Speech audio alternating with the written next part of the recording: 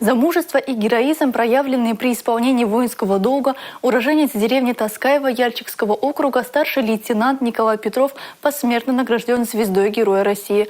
Также ему присвоено звание «Почетный гражданин Чувашской Республики». Каким он был, в нашем сюжете.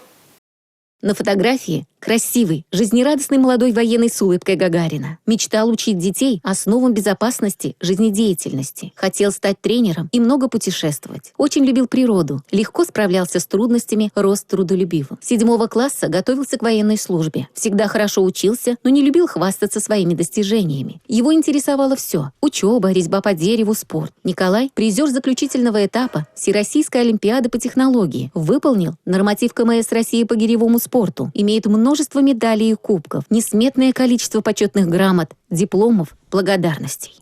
Он очень был ответственный. Я была всегда уверена, если даже оставляю младших детей с ним, что все будет нормально. Он мог и накормить, и убраться, и спать уложить, все мог. Он очень был жизнерадостный. Даже нет фотографий, где он не улыбается. Николай был командиром 2-й мотострелковой роты, возглавил штурмовую группу на боевой машине пехоты, вышел во фланг обороняющегося противника, уничтожил большое количество вооружений живой силы. Его машина подорвалась на мине во время прикрытия подразделения. Боец с позывным «Москва» получил смертельные ранения в бою с превосходящими силами противника. Николай Петров удостоен ордена Мужества и медали за боевые отличия, награжден звездой Героя России. Когда на последний бой шли, на 3-й день, что-то именно к нам позвонил командир бригады.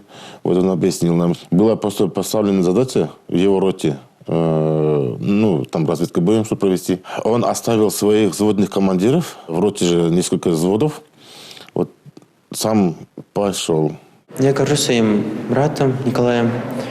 В детстве он меня учил всему. Он был сильным.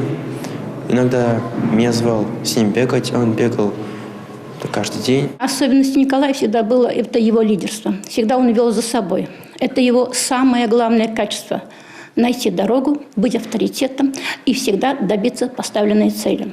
Великие примеры героев России – ориентир для молодого поколения страны. Их подвиги и свершения служат образцами патриотизма, доблести, отваги и мужества. Надежда Морозова, Алексей Зотиков и Николай Скворцов. Национальное телевидение Чувашии.